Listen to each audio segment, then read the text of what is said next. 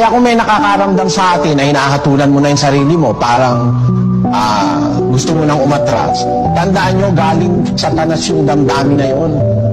Naaatras ka na kasi para sa kanya ka na. Siya ang nag-uudyok sa'yo noon, matras ka na, hindi ka na maliligtas, nakagawa ka na ng mabigat na kasalanan, lumayas ka na dyan, magpakaligaya ka na.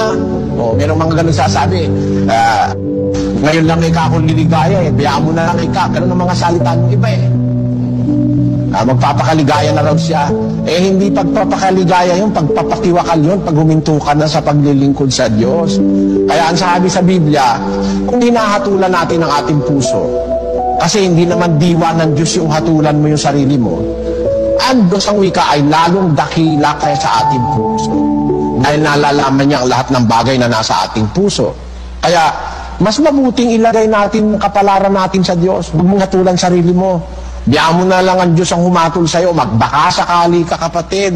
Tuloy lang ang isa kong pananalig. Si Kristo'y namatay dahil sa ating mga kasalanan. Kung ang ating mga kasalanan ay mabigat, may nananagot sa ating kasalanan. Huwag lang nating sasadyain magpatuloy na tayo ng magpatuloy. Magsisi tayo.